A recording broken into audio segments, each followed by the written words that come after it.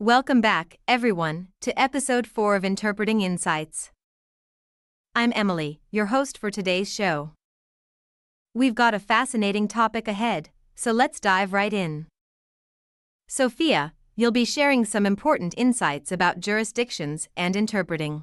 Can you tell us what you'll be covering today? Absolutely, Emily. Today, I'm going to delve into the topic of jurisdictions in interpreting, specifically how the majority of interpreting exams are focused on criminal court terminology. Most candidates are primarily tested on criminal terminology and, to some extent, civil terminology, which leaves a gap when it comes to interpreting in other legal contexts, like immigration or family law. This raises an important question. Should interpreters be certified by jurisdiction? Let me explain further. When we think of a certified court interpreter, we often think of someone who can handle legal language in criminal courts. However, the reality is that most interpreter exams focus primarily on criminal law terminology with only a brief introduction to civil law. As a result, certified court interpreters are typically prepared to work in criminal cases, but may lack specialized knowledge in other areas such as immigration, family law, or civil litigation. This is where continuing education becomes crucial for interpreters. To be truly versatile, interpreters need to engage in ongoing training and courses focused on legal terminology across various jurisdictions, not just the criminal sector. While the certification is called court interpreter, it might be more accurate to call it criminal court interpreter based on the content of the exams. So, this brings us to an important question. Should interpreters be certified by jurisdiction? In other words, should there be separate certifications for criminal, civil, or immigration law? It's a question worth considering, as different types of legal matters require specialized knowledge and precision in language. What do you think, Emily? That's such a great point, Sophia. So, not only are we talking about criminal versus civil law, but in civil court interpreting, there are so many different types of proceedings. Should there be specialized areas for family law, personal injury cases, malpractice, breach of contract, unlawful detainers, and so on? It really adds another layer to this conversation. Exactly, Emily. And that's something I wanted to highlight as well. In civil court interpreting, there's a wide range of legal proceedings, each with its own terminology, procedures, and language nuances. Family law, personal injury cases, medical malpractice, breach of contract, and unlawful detainers all have their own specialized vocabulary and concepts. So, when we talk about certification, we need to consider whether interpreters should be trained and certified not just as court interpreters, but in specific areas of law. Should there be certifications tailored to each of these sectors? For example, an interpreter specializing in family law would need a deep understanding of terminology related to child custody, divorce proceedings, and domestic violence, while an interpreter focusing on personal injury cases might need expertise in medical terms and accident law. In short, the wide variety of proceedings in civil law highlights the complexity of legal interpreting. And the question remains, should interpreters receive specialized training or certifications in these specific areas of law to ensure they can perform accurately and competently in all types of legal contexts? Thank you for that, Sophia. It's definitely a topic that raises a lot of important questions about the future of interpreting. Now, let's switch gears a bit and turn our attention to Jonathan, who will be presenting on the role of AI in supporting interpreters. Jonathan, we're excited to hear how artificial intelligence can help interpreters improve both their efficiency and accuracy. Thank you, Emily. As we move further into the digital age, one of the most exciting developments in interpreting is the role of artificial intelligence. Interpreting education is now embracing AI technology in ways that we could only have imagined just a few years ago. One of the key ways AI is transforming the profession is by enhancing both efficiency and accuracy. AI-powered tools are becoming integral parts of interpreting education, allowing interpreters to improve their skills through real-time feedback and online laboratory practices. For example, platforms like knowi.ai are currently offering tools that evaluate an interpreter's performance during training. These tools can provide real-time corrections on syntax in 142 languages and offer suggestions for improving phrasing and structure. It's like having a personal coach, but in the form of cutting-edge technology that helps you become a better interpreter in a much shorter time frame. But it's not just about grammar or word choice. AI is also playing a role in ethical and protocol training. Most interpreting courses today include rigorous evaluations of ethics and protocol, especially in sensitive fields like medical and legal interpreting. The inclusion of AI into these courses helps ensure that interpreters are not only improving their linguistic skills, but are also adhering to the high ethical standards required in their profession. AI tools can provide scenario-based simulations that test an interpreter's judgment in situations where confidentiality, impartiality, and professional conduct are critical. Now, let's talk about some of the more advanced applications that are being developed. knowi.ai, for example, is working on a model that could significantly help interpreters during consecutive interpretation. During a session, if a witness or speaker provides a long, complex answer, the AI system will be able to capture it in real time. The interpreter will then be provided with both the original statement and a suggested rendition of the segment, helping to ensure the interpretation is accurate, complete, and in context. This can be a game changer, especially in high-pressure settings like legal proceedings, where every detail matters. But it doesn't stop there.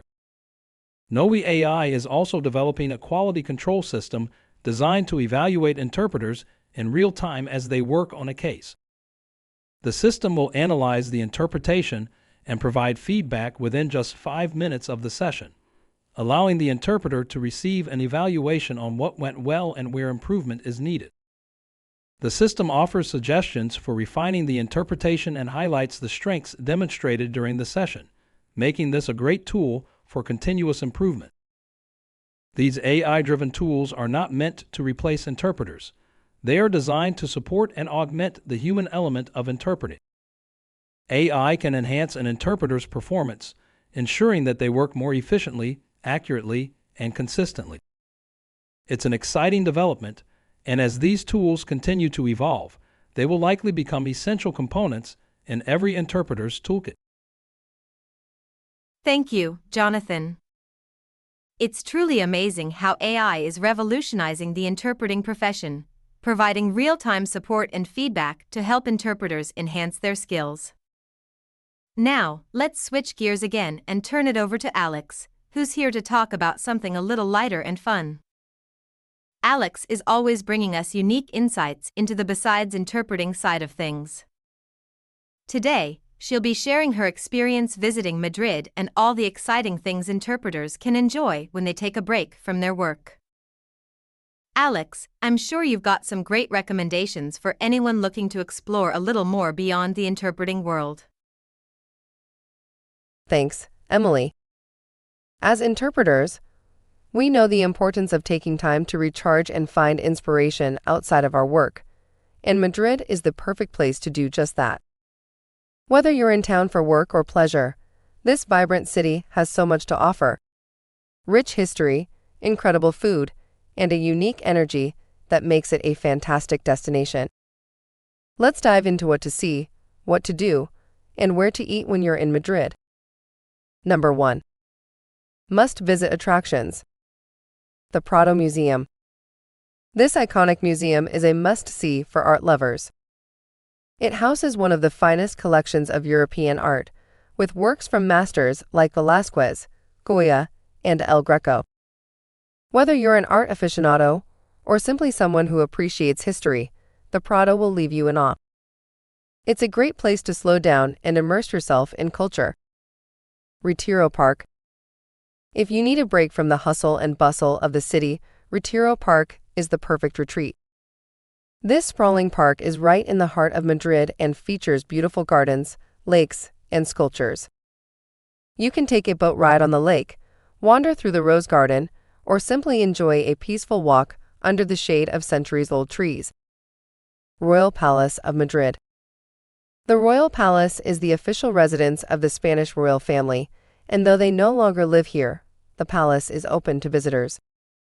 The grand architecture and opulent interiors are breathtaking, and walking through the rooms feels like stepping back in time. Puerta del Sol and Plaza Mayor.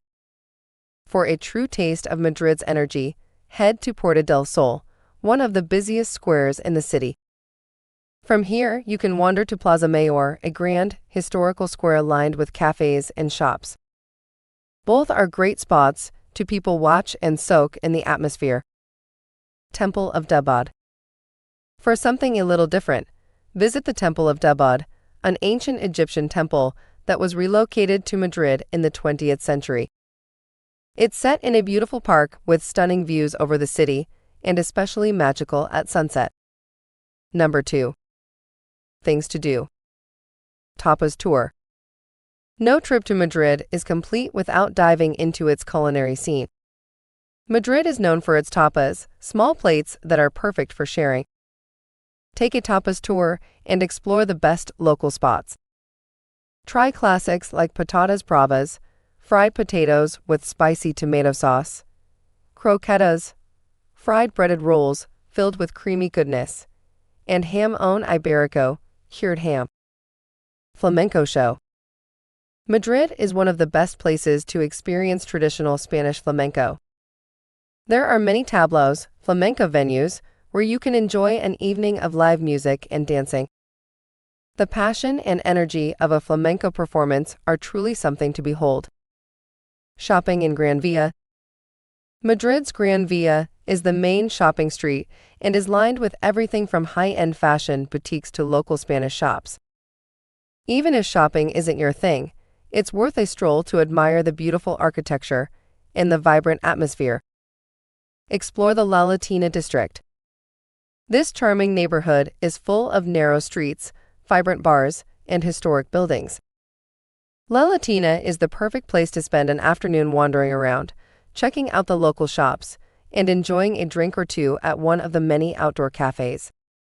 On Sundays, don't miss the El Rastro Flea Market, which is an institution in Madrid. Number 3. Where to eat. Sobrino de Botin. This historic restaurant is famous for being the oldest continuously operating restaurant in the world, according to the Guinness World Records. It's known for its cochino asado, roast suckling pig, and cordero lechal roast lamb. The atmosphere here is classic and timeless, perfect for experiencing traditional Spanish cuisine. Mercado de San Miguel. This lively food market is a must-visit for anyone who loves fresh, local ingredients. You can sample a wide variety of Spanish foods, from tapas to gourmet cheeses, cured meats, fresh seafood, and mouth-watering pastries. It's a great place to grab a bite while soaking up the lively atmosphere. La Vaca y la Huerta. If you're looking for a more modern, farm-to-table experience, La Vaca y la Huerta offers a delicious, seasonal menu with fresh, organic ingredients. The menu changes depending on what's in season, so every visit is a little different, but it's always a treat for the taste buds. Chocolateria San Ginés. If you have a sweet tooth, you absolutely have to try churros con chocolate, fried dough pastries dipped in thick hot chocolate. Chocolateria San Ginés is a Madrid institution, and their churros are some of the best in the city. It's the perfect late-night treat after a long day of sightseeing. Number 4. The people of Madrid. One of the best parts of Madrid is the people. The locals are known for their warmth, friendliness, and laid-back attitude. Madrileños love to socialize, and the city's cafe culture reflects that. You'll find people gathered in outdoor cafes well into the evening, enjoying a caña, small beer, or a glass of vino tinto, red wine. Madrid has an inclusive, welcoming vibe, and the locals are always happy to give recommendations or just chat with visitors. The city is also known for its festivals and celebrations. From the San Isidro Festival in May to the lively Semana Santa processions during Easter, Madrid is constantly buzzing with energy, and the people's enthusiasm is infectious. I hope you all get a chance to visit Madrid sometime soon. It's a city that really has something for everyone, whether you're looking to immerse yourself in culture, relax, or indulge in some of the best food in the world. Thank you, Alex. That was a wonderful tour through Madrid. From its iconic landmarks to the delicious food and vibrant culture, it truly sounds like a place that every interpreter and traveler should experience. And that wraps up today's episode of Interpreting Insights.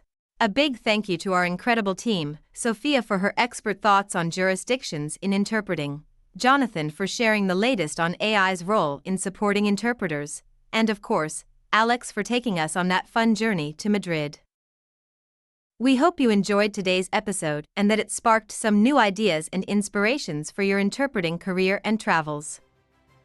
Until next time, keep learning, keep growing, and most importantly, keep interpreting.